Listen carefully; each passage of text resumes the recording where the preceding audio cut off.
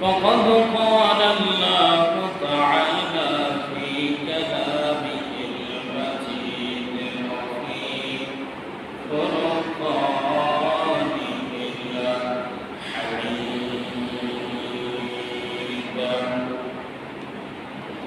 أعوذ بالله من الشيطان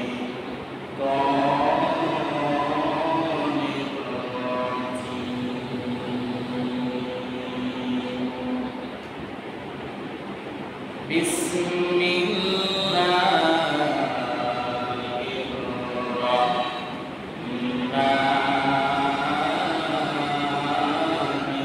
الرحيم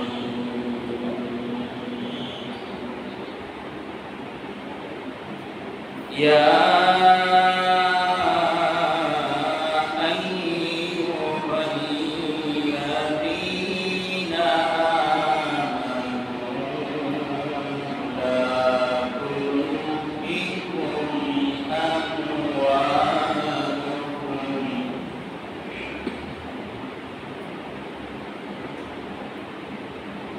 لا تلهكم أموالكم ولا أولادكم عن ذكر الله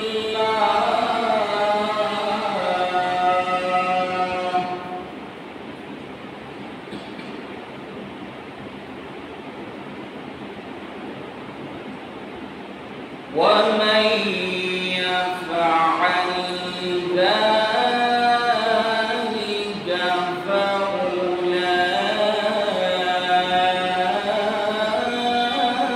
فأولئك هم الخاسرون.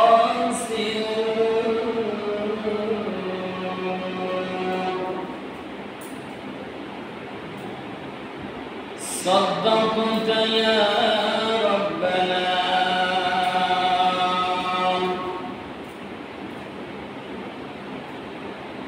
أو كما قال رسول الله صلى الله عليه وسلم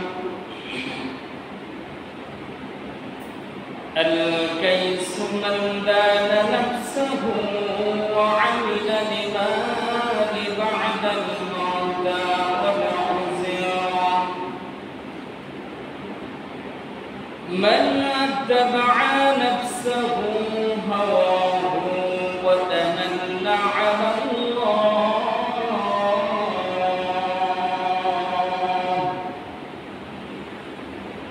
رواه الترمذي أو كما قال تعالى إن الله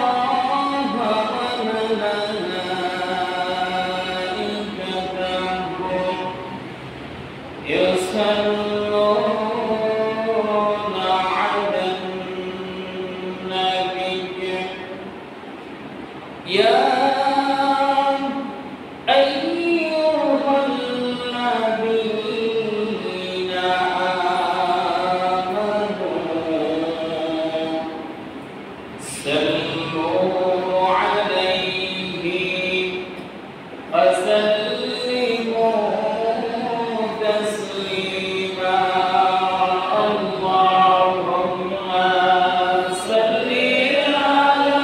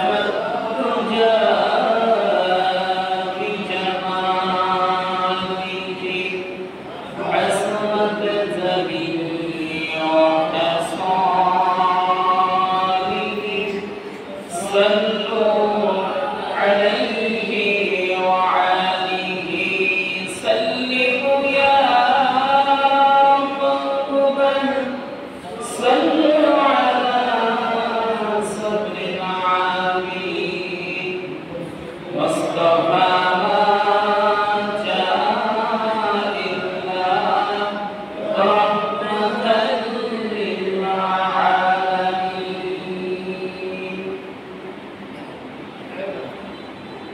আলহামদুলিল্লাহ, মহান আল্লাহ তাআলার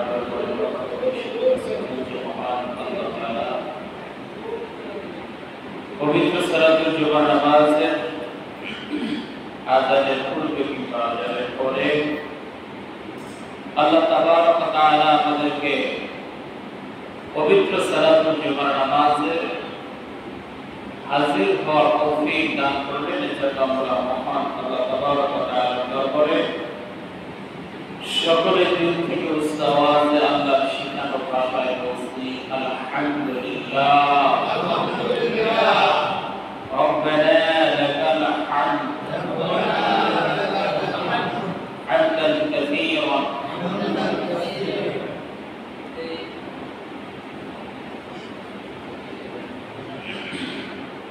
দরুদ ও সালাম পেশ করছি মানবতার মহান মুক্তিদূত বিশ্ব নবী জনাব মুহাম্মদ রাসূলুল্লাহ সাল্লাল্লাহু আলাইহি ওয়াসাল্লামের উপর। শহীদের সর্বোচ্চ মাকাম কামনা করছি। আল্লাহর জমিনে আল্লাহর দ্বীন প্রতিষ্ঠা করতে গিয়ে তারা দুনিয়ার জীবন থেকে চিরবিদায় হয়ে গেছে, আল্লাহ তাবারক ওয়া তাআলা তাদেরকে সহ আমাদেরকে যেন শহীদের সর্বোচ্চ সম্মান এবং ইজ্জত দান করে, সকলে বলি আমিন। আল্লাহ তাবারক ওয়া তাআলা যেন আমাদেরকে দুনিয়া থেকে শহীদ মৃত্যু হিসাবে কবুল করে নেন, বলেন আমিন। সম্মানিত মুসলিম ভাইরা, পর্দার আড়ালের সম্মানিত মা এবং বোনেরা,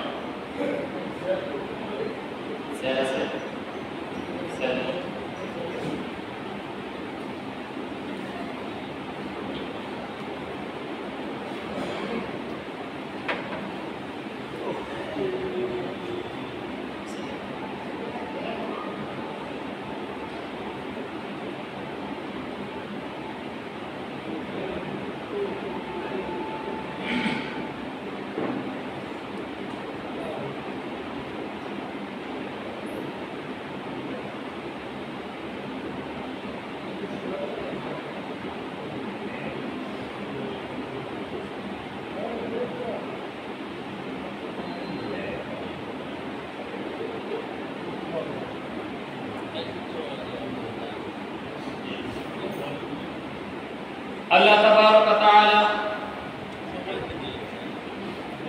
তার পবিত্র কোরআনুল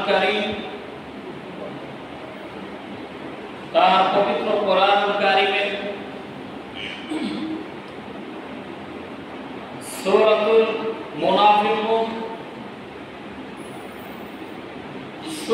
মুনাফিকুনের 9 নম্বর আয়াত আমি তেলাওয়াত করেছি। আল্লাহ তাবারক ওয়া তাআলা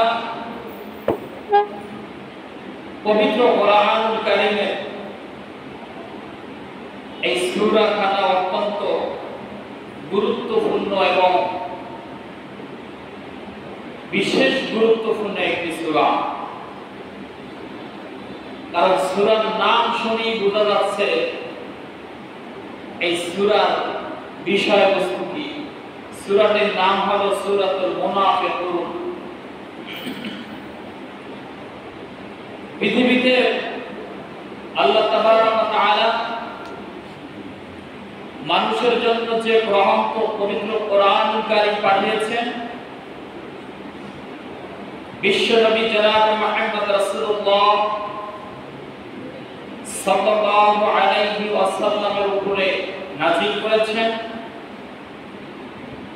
সর্বপ্রথম আল্লাহর রাসূল এই কোরআনের বাণী পেয়ে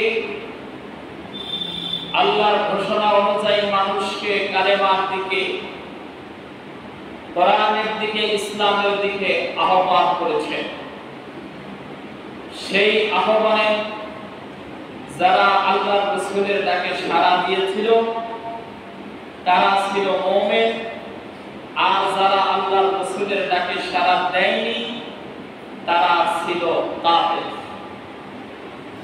কিন্তু মানুষ মূলত হয় আস্তিক হবে, না হয় নাস্তিক হবে। হয় আল্লাহর উপরে বিশ্বাস আস্থা থাকবে, না হয় আল্লাহর উপরে বিশ্বাস এবং আস্থা থাকবে না। দুই ধরনের মানুষ হবে। কিন্তু আল্লাহ তাআলা মানুষের মধ্যে তিনটা ধরন বা তিন ক্যাটাগরির মানুষ হিসাবে আল্লাহ তাআলা বর্ণনা করেছেন মানুষের মধ্যে। তার ভিতরে এক নম্বরই হলো মুমিন, যেটাকে উল্লেখ করে যে মুমিনের গুণাবলী বৈশিষ্ট্য বর্ণনা করে আল্লাহ তাআলা সূরা মুমিন নাযিল করেছেন। এবং কাফেরদের গুণাবলী, কাফেরদের বৈশিষ্ট্য এই সম্পর্কিত আল্লাহ তাআলা সূরা নাযিল করেছেন সূরাতুল কাফিরুন। মধ্যখান থেকে সূরাতুল মুনাফিকুন হলো। মুনাফিক হলো কারা? যারা ইসলাম নামধারী, মুখে বলে অমিনান নাসি মাইয়াকুলু আমান্না বিল্লাহি ওয়া বিল ইয়াউমিল আখির ওয়া মা হুম বিমুমিনিন। যারা মুখে বলে আমরা আল্লাহর প্রতি ঈমান এনেছি, পরকাল দিবসের প্রতি বিশ্বাস স্থাপন করেছি, আল্লাহ তাবারক ওয়া তাআলা ঘোষণা দিয়ে বলছেন হে নবী তারা কখনো ঈমানদার মুসলমান মুত্তাকি নয়। কারণ কি? তারা আপনাকে দেখাবার জন্য আল্লাহ এবং আল্লাহর রাসূলকে বিশ্বাস করে, কিন্তু মূলত তাদের অন্তরে বক্রতা এবং কুফরি তাদের মনের ভিতরে লালন করে। বলেন নাউযুবিল্লাহ। প্রিয় ভাইরা আমার, যদিও আমার মুনাফিক সম্পর্কে আলোচনা করার বিষয় নয়, তারপরও সূরার আলোকে এতটুকুই বলে শেষ করছি আজকের জন্য। আল্লাহ তাবারক ওয়া তাআলা এই সূরার মধ্যে সূরা 9 নম্বর আয়াতে আল্লাহ তাআলা আমাদের জন্য গুরুত্বপূর্ণ একটি বিষয় বর্ণনা করেছেন। সেই গুরুত্বপূর্ণ একটি বিষয় অন্যতম হলো মৃত্যু। বিষয়টা কি? সবাই জোরে বলেন মৃত্যু। পৃথিবীতে নাস্তিক বলেন আর আস্তিক বলেন আর মুনাফিক বলেন, কিচ্ছু বিশ্বাস না করলেও মৃত্যু যে আছে এইটা বিশ্বাস করে কি করে না? করে। সবাই করে।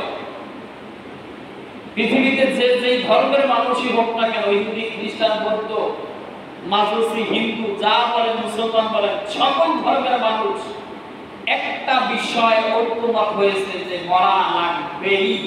ঠিক না? মরা লাগবেই। বাঁচার কোনো উপায় অন্তর নাই, বাঁচার কোনো পথ নাই, বাঁচার কোনো জায়গা নাই, বাঁচার কোনো সুযোগ নাই। এই পৃথিবীর জমিনে চিরকাল, চিরদিন, অনন্ত অসীম সময় ধরে থাকার কোনো সুযোগ একদিন চলে যেতে হবে। রবের ডাকে সাড়া দিয়ে চলে যেতে হবে। সেই সাড়াতে কেউ হবে সফলতা আর কেউ পাবে ব্যর্থতা, মহাগ্লানি। কথা বলা ঠিক কিনা? আল্লাহর ডাকে সকলকে সাড়া দিতে হবে। মৃত্যু এটা আল্লাহ ডাক। যে আল্লাহকে বিশ্বাস করে তারও মরতে হবে, যে আল্লাহকে বিশ্বাস করে না তারও মরতে হবে। কিন্তু আস্তিক আর নাস্তিক, ঈমানদার আর কাফের, এই দুইজনের মৃত্যুর পার্থক্য আছে না নাই? তখন আছে না নাই? আল্লাহ রাসূল সাল্লাল্লাহু আলাইহি ওয়াসাল্লাম বলেন, ঈমানদার মুমিন নারী এবং পুরুষ এদের যখন মৃত্যুর ফেরেশতা আগমন করে দুনিয়ার জমিনে, আল্লাহ তাবারক ওয়া তাআলা বেহেশত থেকে একদল ফেরেশতাকে জান্নাতের পোশাক নিয়ে ওই মানুষটার নিকট পাঠাইয়া দেয়। যদি মানুষটা জান্নাতি হয়, যদি মানুষটা জান্নাতি হয়, তাহলে আল্লাহ তাআলা মৃত্যুর সাথে সাথে জান্নাতের পোশাক নিয়ে একদল ফেরেশতাকে আল্লাহ তাআলা ওই বান্দার নিকট পাঠাইয়া দেয়। এবং ওই বান্দাকে এসে ফেরেশতারা বলতে থাকে আল্লাহ খাফু ওয়ালা তাহজানু, তুমি ভয় করো না, তুমি কোনো চিন্তা করো না, তোমার সাথে মহান আল্লাহ তাআলার দিদারের অপেক্ষা করতেছে, সাক্ষাতের অপেক্ষা করতেছে। বলেন সুবহানাল্লাহ। এই ঘোষণা যখন মৃত্যু ব্যক্তিকে শোনানো হয় তখন ওই ব্যক্তি তাড়াতাড়ি চিন্তা করে আমি তাড়াতাড়ি কিভাবে মৃত্যু হতে পারি আর আল্লাহর সঙ্গে সাক্ষাৎ করতে পারি। পক্ষান্তরে একদল মানুষকে মৃত্যুর সময় যখন ঘনিয়ে আসে, আজরাইল যখন আসবে, ওই আজরাইলের সাথে সাথে জাহান্নাম থেকে একদল ফেরেশতাকে আল্লাহ তাআলা জাহান্নামের পোশাক নিয়ে, আগুনের পোশাক নিয়ে দুনিয়ার জমিনের ওই মানুষটার কাছে আসে এবং মৃত্যু হওয়ার আগেই জাহান্নামের ফেরেশতারা তার কাছে এমন ভাবে বিকশিত, এমন ভাবে উপস্থাপিত হয় যেটা দেখেই মৃত্যু পদযাত্রী ব্যক্তি ভয় পেতে থাকে এবং আফসোস করতে থাকে এবং বলতে থাকে লাউলা আখরতানি ইলা আজালিন করিব, হে আল্লাহ তুমি আমাকে আরেকটু আর কিছু সময় ধরে আমাকে সময় দাও, আমি তোমার হুকুম মেনে দুনিয়া থেকে আমি আবার ভালো মানুষ হয়ে তোমার কাছে ফিরে আসবো। আল্লাহ বলছেন নেবার কখনো না, সময় যেদিন শেষ হয়ে যাবে যত আফসোস আর আপত্তি করুক না কেন সময় আর রিপিট করা, পুনরায় বৃদ্ধি করা হবে। এটা কি সত্য না মিথ্যা? প্রিয় ভাইরা আমার, আল্লাহ তাবারাক ওয়া তাআলা সেই মৃত্যু সম্পর্কে, মৃত্যু একটি ঐতিহাসিক সত্য ঘটনা না মিথ্যা? মৃত্যু কি সত্য না মিথ্যা? সত্য ঘটনা। আল্লাহ তাবারাক ওয়া তাআলা বলেছেন ইয়া আইয়ুহাল্লাযীনা আমানু লা তুলহিকুম আমওয়ালুকুম ওয়ালা আওলাদুকুম আন যিকরিল্লাহ।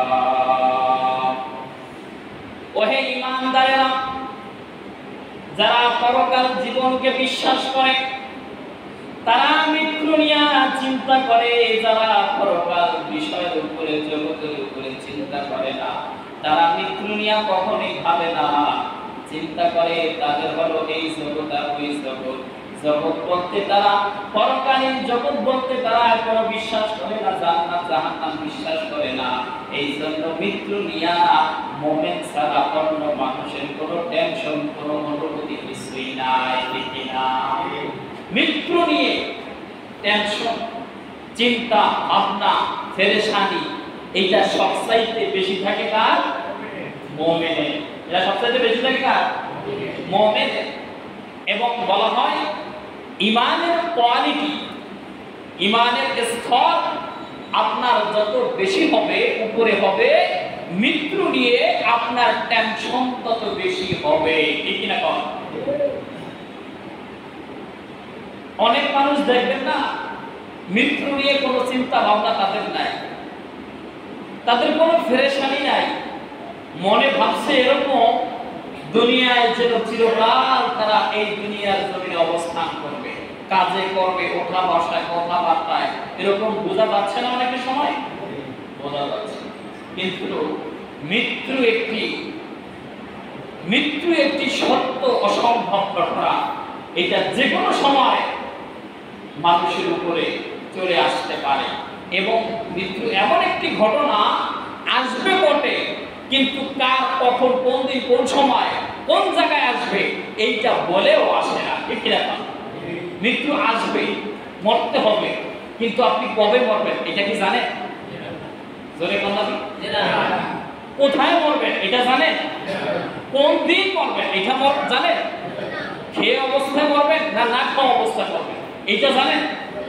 কিচ্ছু আমরা জানি না, কিন্তু মৃত্যু হবে এইটা জানি। এটা তো অনেকে কয় না মৃত্যু হবে এটা জানি, এইটা জানি, এইটা সত্য। কবি বলে পৃথিবীর মানুষগুলা, অনেক মানুষ বোকার স্বর্গে বসবাস করে। তার কারণ কি? তার কারণ হলো মানুষগুলা মৃত্যু থেকে বাঁচার চেষ্টা করে, মৃত্যু থেকে বাঁচার, কিন্তু কঠিন কালেও মৃত্যু থেকে বাঁচতে তারা পারবে। পারবে না। মানুষগুলা জাহান্নাম থেকে বাঁচার চেষ্টা করে না, যদি করত তাহলে জাহান্নাম থেকে অনেক মানুষই রেহাই পেত, মুক্তি পেত কিনা? পেত।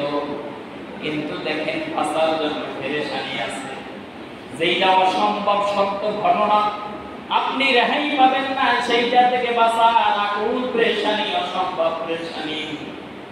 কিন্তু যেটা থেকে বাঁচতে পারবেন সেইটার জন্য আমাদের পেরেশানির তুলনা খুবই নগণ্য, ঠিক কিনা? খুবই নগণ্য, একেবারেই সামান্য, টেনশনই নাই, কোনো চিন্তাই নাই, পরকাল নিয়ে আমাদের কোনো ভাবনাই নাই। অথচ আল্লাহ রাসূল সাল্লাল্লাহু আলাইহি ওয়াসাল্লাম বলছেন যে বেশি থেকে বেশি তোমরা মৃত্যুকে স্মরণ করো, বেশি বেশি করে মৃত্যুকে স্মরণ করো। মৃত্যুকে যখন বেশি বেশি করে স্মরণ করবা, অটোমেটিকলি দেখবা নিজের থেকে পাপের সংখ্যা কমে যাচ্ছে, ঠিক কিনা বলেন? আপনি একটা পাপ করতে গেছেন, হঠাৎ করে মনে আসছে যে আমার তো মৃত্যু হতে হবে, এই পাপ সম্পর্কে আমাকে কাল কিয়ামতের ময়দানে জবাবদিহি করতে হবে। আপনি বলেন তো, পাপ করার সাহস, স্পিরিট আপনার কিছুটা কমবে না বাড়বে? হ্যাঁ, কমবে। কারণ কি? মৃত্যু আপনাকে পাপ কাজ করতে ভুলে রাখবে, মৃত্যু আপনাকে দুনিয়ার কোলাহল থেকে মুক্তি করে আল্লাহর দিকে ফিরে যেতে সহায়ক হবে, ঠিক না? এই জন্য বেশি বেশি স্মরণ করা দরকার আমাদের। কি? ওসমান রাদিয়াল্লাহু তাআলা আনহু, নাম শুনছেন? কথা বলেন, শুনছেন না? উনি কি মানুষ? জান্নাতের সার্টিফিকেট পাওয়ার না মানুষ, যিনি মৃত্যুর আগে গ্যারান্টি পাইছে মরলে জান্নাতি। সুবহানাল্লাহ বলেন। সুবহানাল্লাহ। আমরা পাইছি? আমরা পাইছি কেউ? এখন দেখেন তো, যেই ব্যক্তি মৃত্যুর সার্টিফিকেট জান্নাতের সার্টিফিকেট পাইছে, যে মৃত্যু হলে জান্নাতি, কোনো সন্দেহ নাই, 100+ সিউরিটি, তারপরেও ওসমান রাদিয়াল্লাহু তাআলা কবর দেখলে অসম্ভব কান্দা কাঁদতেন, অসম্ভব কান্দা কাঁদতেন। কারণ কি? সাহাবীরা, তার সঙ্গী সাথীরা জিজ্ঞেস করত, আমিরুল মুমিনিন, আপনি তো জান্নাতের সার্টিফিকেট পাওয়া মানুষ, আপনি যদি কবর দেখলে কান্নাকাটি করেন, আমরা তো কোনো সার্টিফিকেট পাইনি, আমাদের অবস্থা কি হবে?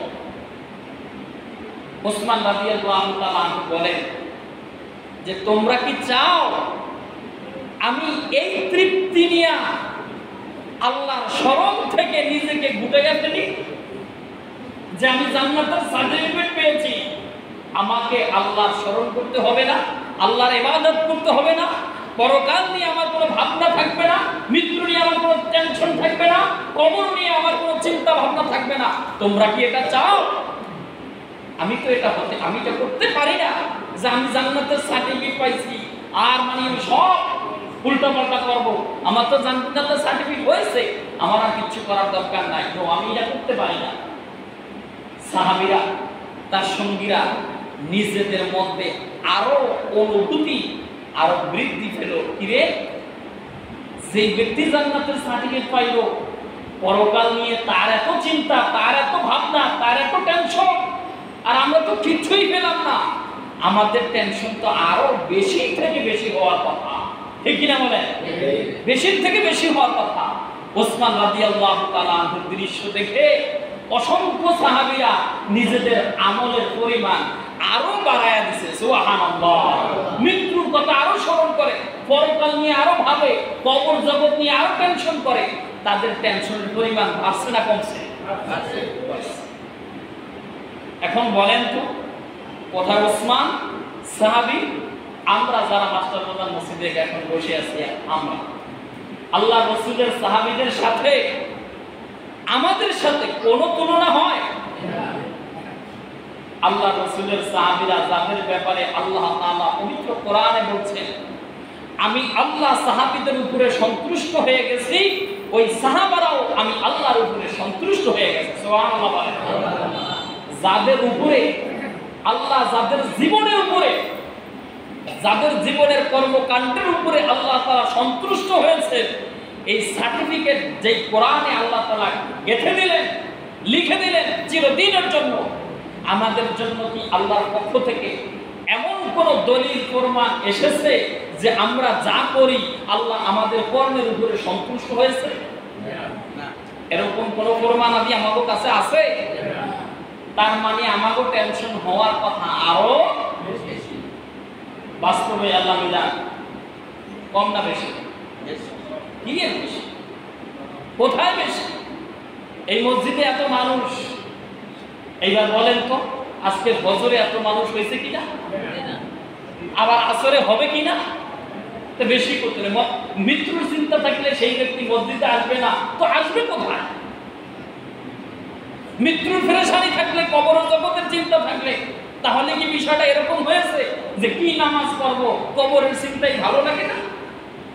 কথা কাটা যে সারা রাত হুজুরে মাহফিল করছে, মাহফিল করছে, একজনে সকালবেলা জিজ্ঞেস কি ভাই সারা রাত ওয়াজ শুনলাম, মাহফিল শুনলাম, ফজরের নামাজ দি পড়লাম না, ভাই কি নামাজ পড়ুন, কালকে হুজুরে কবরের যে আযাবের বয়ান করছে ওই চিন্তাই তো ভালো লাগে, ওই চিন্তাই তো ভালো লাগে না, নামাজ পড়ুন কেন? আমাকে দরকার কি তাই হয়েছে? হ্যাঁ, অনেকটা তাই। আমরা পরকাল নিয়ে ভাবি, মৃত্যু নিয়ে টেনশন করি, পরজগৎ নিয়ে, হাসর মিজান সিরাত নিয়ে ভাবি, কিন্তু নামাজ পড়ার সময় আমরা, এই যদি হয় আমাদের পরিস্থিতি, মৃত্যু আমাদের জন্য কি শুভ লক্ষণ না অশুভ লক্ষণ? ভাইরা, মৃত্যু আমাদের জন্য করতে হবে, মৃত্যু আমাদের জন্য করতে হবে চাওয়ার এক জিনিসের নাম। মৃত্যু হতে হবে আমাদের প্রিয়, মৃত্যু হতে হবে এমন যে মৃত্যুর কারণে আমি আমার রবের সাথে সাক্ষাৎ করতে পারি না, মৃত্যুর কারণে মৃত্যু হবে তো আমি আমার রবের সাথে সাক্ষাৎ করব। সুবহানাল্লাহ বলে। নিজেকে সেইভাবে তৈরি করাই হলো মুমিনের অন্যতম এবং সবচেয়ে বড় প্রায়োরিটি দেওয়ার কাজ। কথা বলেন ঠিক কিনা? ভাইরা, এই জন্য আল্লাহ বলছে ইয়া আইয়ুহাল্লাযীনা আমানু লা তুলহিকুম আমওয়ালুকুম ওয়ালা আওলাদুকুম আন যিকরিল্লাহ। ওহে যারা ঈমান এনেছো, যারা আমি আল্লাহকে বিশ্বাস করো, তোমাদের অবস্থা কি তাই হয়েছে যে তোমরা সন্তানের কারণে আর সম্পদের কারণে আল্লাহর স্মরণ থেকে নিজেকে ভুলে যাও?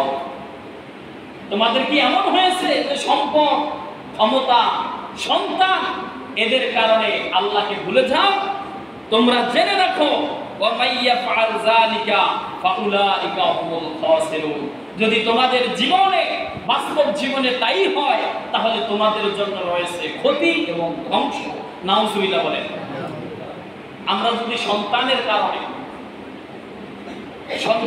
কারণে আমার যদি কোনো আমল ছুটে যায়, সন্তানকে মানুষ করতে গিয়ে, সন্তানকে লালন পালন করতে গিয়ে, অনেক মা বোন আছে না, সন্তান লালন পালন করতে গিয়ে যখন 2 বছরের মধ্যে থাকে, তখন অনেক সময় পায়খানা প্রস্রাব মায়ের কোলে পোশাকে করে কি করে না? করে না? জবাব দেন। আপনারা করেন নাই? আমরা করি নাই? আমাকে সন্তানরা এখন তাদের মায়ের কোলে পায়খানা প্রস্রাব করে না? করে। এখন মা চিন্তা করলো, তাকে বলা হলো যে নামাজ পড়ো, তিনি বললেন যে নামাজ পড়বো কিভাবে? সন্তান পায়খানা করেছে, প্রস্রাব করেছে, কাপড় না পাক। এখন বলেন তো, এই নামাজ না পড়ার কারণ কি সন্তান হয়েছে কি হয় না? কথা বলেন, হয়েছে কি হয় না?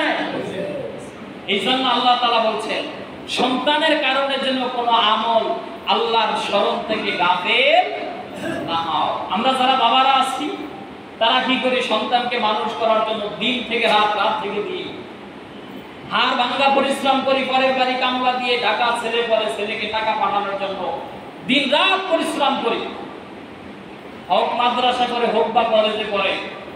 কিন্তু বলেন মাদ্রাসা করলেই বা কি আমার আমল নামা কি বাস্তব অর্থে আমার বিচারের মুখোমুখি কি আমার সন্তান হবে কাল কিয়ামতের ময়দানে?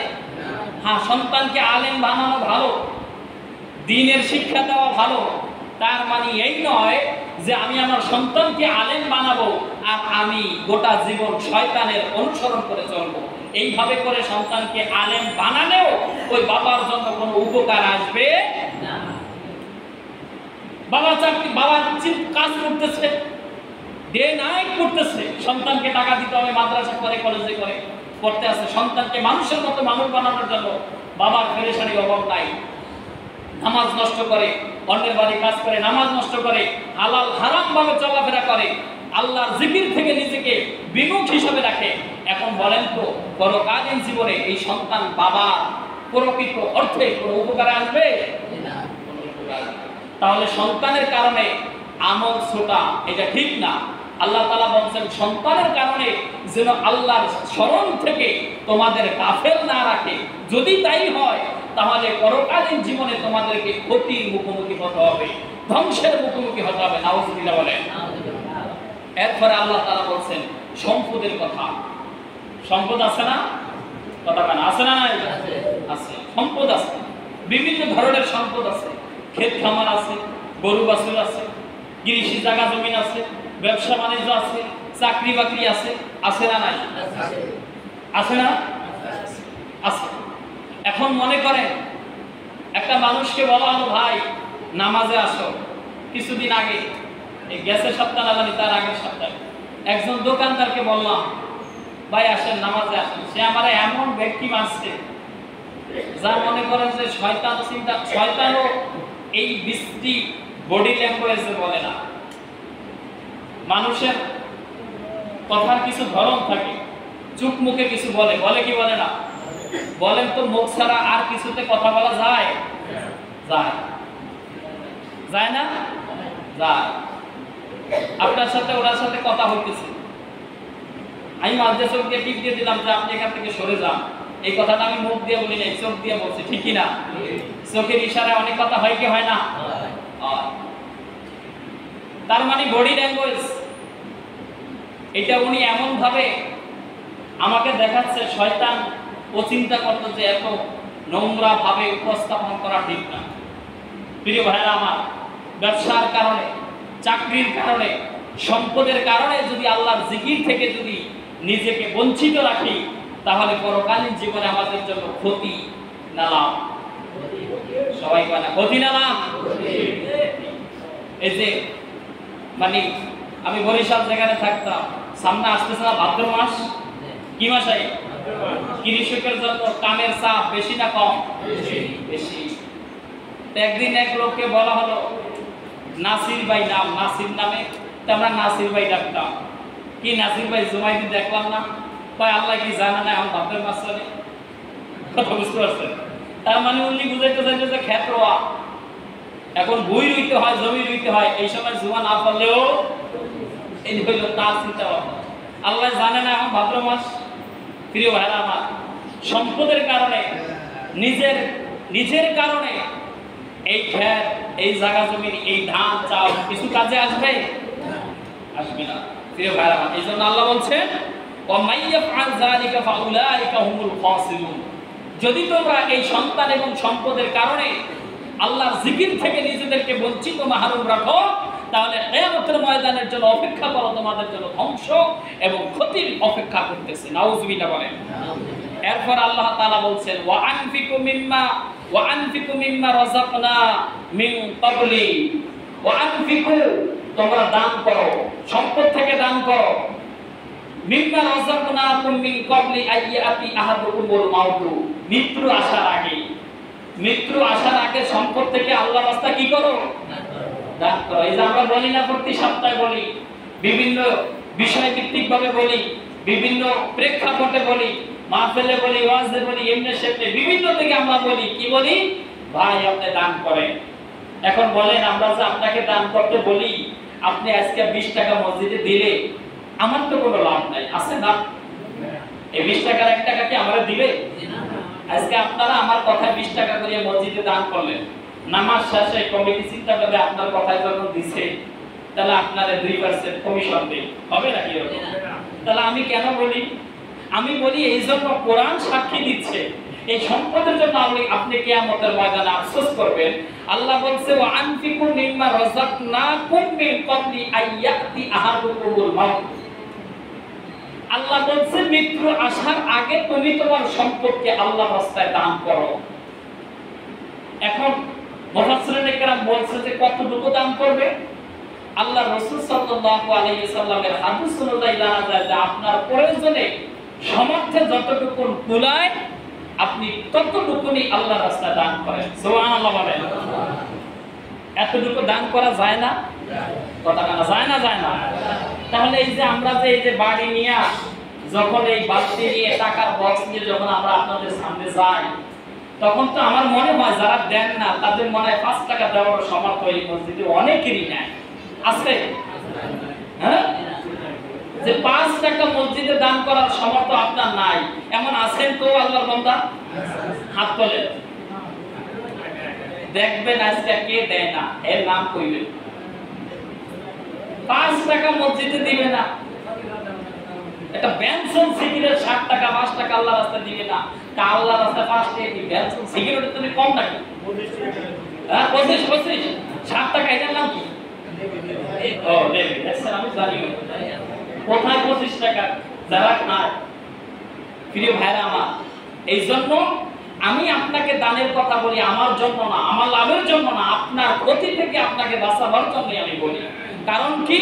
আল্লাহ তাআলা বলছেন যে এই মানুষগুলা যারা মৃত্যুর আগে দান করে নাই, অটেল সম্পদ দুনিয়ার জমিনে সন্তানের জন্য রাখা গেছে, এরা মৃত্যুর পরে যায় বলবে রব্বি, হে আমার মালিক, হে আমার আল্লাহ, হে আমার প্রভু, লাউলা আখরতানি ইলা আজালিন করিব, আমাকে আর একটু সময় দাও, সামান্যতম সময় দাও, আমি দুনিয়ার জমিনে আবার যাই, ফা আসাদদাকা, আমি তোমার আমল করে আসব, আমি তোমার পথে দান করে আসব, ওয়া আকুন মিনাস সালিহিন, এবং ভালো মানুষ হয়ে আমি দিব। আচ্ছা বলেন তো, মানুষের পিছনে এবং সামনে অতীত যা আমি সময় ব্যয় করেছি, সামনে আমি যা ব্যয় করব, এই সম্পর্কে সবচেয়ে ভালো জানেন কি? আল্লাহ। সবাই বলতে পারেন আমার পিছনের জীবন আর সামনে যতদিন বাকি আছে এই জীবনটা সম্পর্কে সবচেয়ে ভালো জানে কে? আল্লাহ। তো আল্লাহ তো জানে যে আমার সামনে আমি আল্লাহরে বলতেছি যে আমি ভালো হয়ে যাই, কিন্তু আল্লাহ আমার সামনে দেখতেছে যে ভালো হবে না। আল্লাহ দেখতেছে ভালো হবে না, কারণ দুনিয়ার মানুষকে আল্লাহ তাআলা মাঝে মাঝে বালা মুসিবত দেয় কি দেয় না? দেয়। বালা মাঝে মাঝে বালা মুসিবত দেয়। বালা মুসিবতে পড়ে মানুষগুলা অনেক সময় এমন মানে এমন দোয়া করে, এমন আরজি করে, যে সময় বিপদ কেটে গেলে তার 50% পূরণ করা হয় না। ঠিক কি না? এইটা আল্লাহ জানে। জানে না? জানে। আল্লাহ জানে। অনেক মানুষ বিপদে পড়ে চিন্তা করছে, আল্লাহ এইবার যদি তুমি আমারে ভালো বানাও, আমি সারাটা জীবন তোমার হুকুম মতো রাসূলের তরিকার মতো চলবো। ঠিকই ওই ব্যক্তির কথা আল্লাহ তাআলা শুনেছে। আল্লাহ মানুষের কথা শোনে না? কথা না, সবাই মানে বিশ্বাস না। আল্লাহ মানুষের কথা শোনে কি শোনে না? শোনে। আল্লাহ মানুষের কথা শোনে। শুনে আল্লাহ তাআলা মানুষটার ওই বিপদটা আল্লাহ দূর করে দিয়েছে। যখন দূর হয়ে গেল, তখনই ওই মানুষটা পরক্ষণে আল্লাহ তাআলা নাফরমানি করা শুরু করে দিল। নাউজুবিল্লাহ বলেন।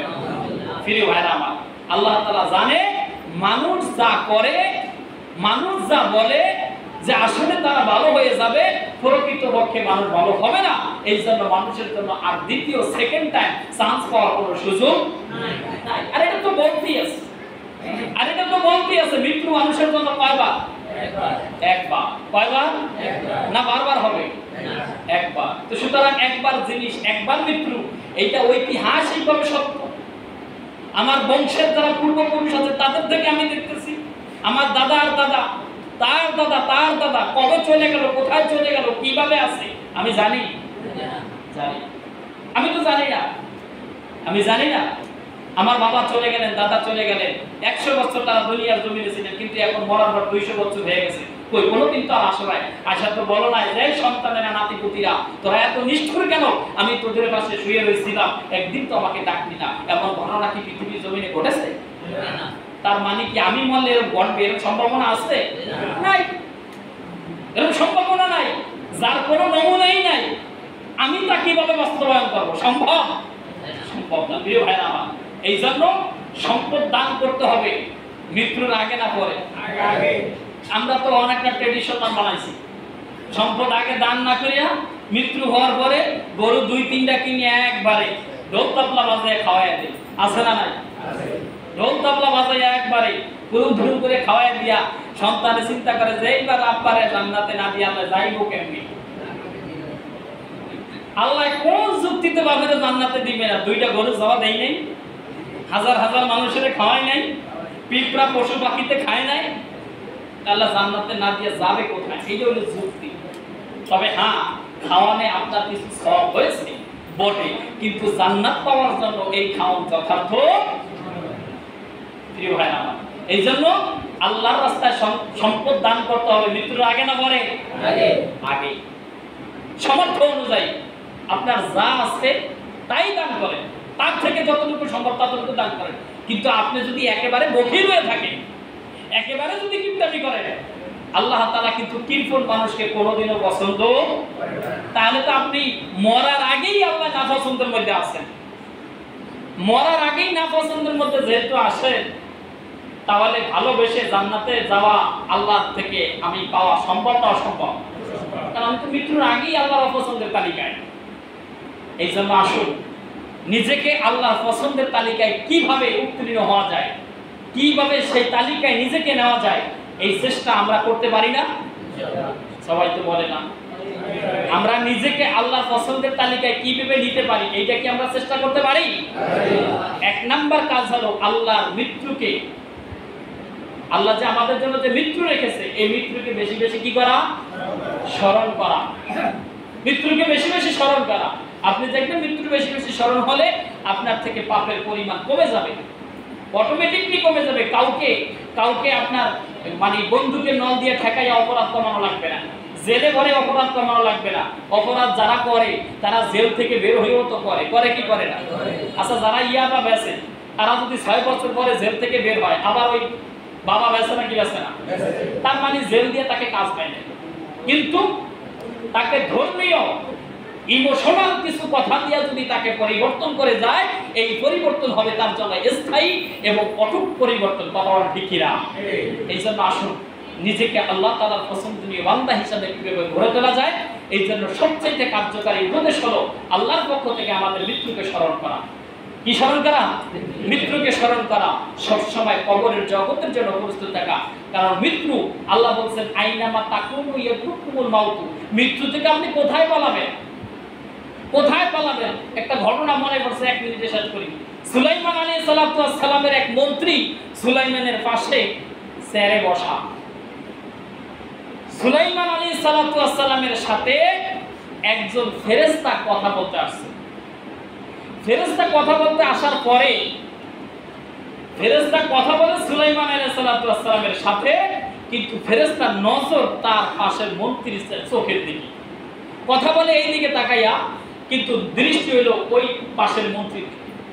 ওই মন্ত্রী বুঝতে পারছে, চেহারা দেখেই বুঝতে পারছে যে এই আজরাইল ছাড়া কেউ, যার মৃত্যু হবে সে কিন্তু বুঝতে পারে, আমি আপনি না বুঝতে কি, সে তার নিদর্শন দেখতে পায়। নিদর্শন দেখার পরে সুলাইমান আলাইহিস সালামকে ওই ব্যক্তি বললেন যে, মন্ত্রী সাহেব, আপনি তো অনেক ক্ষমতা আল্লাহ তাআলা আপনাকে দিয়েছে, অনেক মর্যাদা দিয়েছে, আপনি আমাকে একটু সহযোগিতা করেন। বলে কি সহযোগিতা? সহযোগিতা হলো আমাকে, যেহেতু বাতাস আপনার কথা শোনে, আপনি আমাকে বাতাসের মাধ্যমে আমাকে এমন জঙ্গলে পাঠাবেন যে জঙ্গলে আজরাইল যাওয়ার কোনো সম্ভাবনা নেই। সুলাইমান আলাইহিস সালাম চিন্তা করলেন, আমার মন্ত্রী যখন অনেক দিন পরে আমার থেকে একটা চাওয়া চাইলো, তাহলে আমি এটা তাকে ডিনাই করতে পারি না, এটা উপেক্ষা করতে পারি না, আমি এটা তাকে দিলাম। এবং আমি বাতাসকে অনুমতি দিলাম, বাতাস তাকে এশিয়া মহাদেশের মধ্যে এক গহীন জঙ্গলে ফেলে দিল। যখনই তাকে ফেলে দিল, আজরাইল আলাইহিস সালাম তার সঙ্গে দেখা। আজরাইল আলাইহিস সালাম তার সঙ্গে দেখা। এখনো তার নিজের পরিচয় না দিয়ে তিনি তাকে দুইটা কথা বললেন। নাম্বার 1, যে ভাই আপনি এখানে কেন আসছেন? যে তখন তিনি বললেন যে ভাই আমি আসছি মৃত্যু থেকে ভয়ের কারণে, মৃত্যু থেকে আমি পালাইতে এই জঙ্গলের ভিতরে আসছি, আজরাইল যেহেতু আমাকে। 2 নম্বর কথাটা আমি বলি। 2 নম্বর কথা হলো কি? 2 নম্বর কথা হলো আপনি যার জন্য পালাইছেন সে আইয়া এখন আপনার সামনে এই জায়গায় আগেই হাজির হয়ে আছে। সুবহানাল্লাহ বলেন। কারণ কি? কারণ আমি আশ্চর্য হয়েছিলাম যে যেই ব্যক্তি সুলাইমান আলাইহিস সালাতু ওয়াস সালামের পাশে সিংহাসনে বসা, আর আল্লাহ তাআলা আমাকে অর্ডার করছেন যে হে আজরাইল তুমি সেই এশিয়া মহাদেশের জঙ্গলের মধ্যে যে এই ব্যক্তি মারবা, এই ব্যক্তির রূহ কবজ করবা। আমি আশ্চর্যিত হলাম এই ব্যক্তি সুলাইমান আলাইহিস সালাতু ওয়াস সালামের পাশে এই ব্যক্তি জঙ্গলে যাবে কখন আর আমি মারবো কখন? কারণ আমার তো সময় শর্ট। আমি অবাক হয়েছিলাম, কিন্তু অবাক হবে কিভাবে? আমার তো হওয়ার কোনো লাভ নাই, কারণ আল্লাহ তাআলা আমাকে অর্ডার করছে তুমি জঙ্গলে চলে যাও, ওই মৃত্যু যার জঙ্গলে হবে তাকে পৌঁছাইয়া দেওয়ার দায়িত্ব আমি আল্লাহ তাআলা নিলাম। কথা বলেন ঠিক কিনা? সুলাইমান আলাইহিস সালাতু ওয়াস সালামের কুদরতের মাধ্যমে বাতাসটাকে সেই জঙ্গলে নিয়ে গেল। নিয়ে যাওয়ার কিছুক্ষণের কথোপকথনের মাধ্যমে সময় শেষ, তাকে মৃত্যুর স্বাদ গ্রহণ করতে হলো। প্রিয় ভাইরা আমার, তার মানে বোঝা যায় মৃত্যু থেকে পালাবার কোনো সুযোগ নাই। সুতরাং এখন আপনি কি করবেন এইটা সিদ্ধান্ত আপনার। এই সিদ্ধান্ত আপনার, আপনি কোন পথে চলবেন, আল্লাহর হুকুম মতো না শয়তানের হুকুম মতো। এইটা কেউ কাউকে বলে আমি আপনাকে সারাদিন বয়ান করে আমি কোনো ভালো বানাইতে পারবো না যতক্ষণ না পর্যন্ত আপনার ভিতর থেকে পরিবর্তনের কোনো চিন্তা না আসে। ঠিক কিনা বলেন? আপনি নিজেকে যখন নিজের মস্তিষ্ক, নিজের মন, নিজের চিন্তা, নিজের চেতনা দিয়ে যখন নিজেকে পরিবর্তন করার জন্য প্রস্তুতি নেবেন, অটোমেটিকলি আল্লাহ তাআলার রহমত এবং সাকিনা আপনার উপরে নাজিল হবে। কারণ আল্লাহ তাআলা কোনো বান্দা যদি তার নিজেকে পরিবর্তন করে আল্লাহর কাছে নিয়ে যেতে চায়, আল্লাহ তাআলার সাথে সাথে আল্লাহ তাআলা তার আরো কাছে নিয়ে যায়। সুবহানাল্লাহ বলেন। কারণ আল্লাহ রাসূল বলছে কেউ যদি আল্লাহর দিকে 1 বিঘত আগায়, কেউ যদি আল্লাহর দিকে হেঁটে হেঁটে যায়, আল্লাহ তার দিকে দৌড়ে দৌড়ে আসে। কেউ যদি আল্লাহর দিকে 1 বিঘত যায়, আল্লাহ তার দিকে 1 হাত চলে আসে। সুবহানাল্লাহ বলেন। তাহলে মানুষ যখন, আপনি আমি যখন আল্লাহর দিকে যাওয়ার জন্য নিজেকে প্রস্তুতি নিব, সমস্ত প্রিপারেশন যখন সম্পূর্ণ করব, আল্লাহ তাআলা নিজের রহমত এবং সাকিনা দিয়ে আমাকে আল্লাহর কাছে তুলে নিয়ে যাবেন। সুবহানাল্লাহ বলেন। আল্লাহ তাআলা আমাদেরকে মৃত্যু স্মরণ করে বাকি জিন্দেগি পরিচালনা করার তৌফিক দান করে বলেন আমিন। ওয়া বিল আখির দাওয়ানা আলহামদুলিল্লাহি রাব্বিল আলামিন। চার রাকাত কাবলার জন্য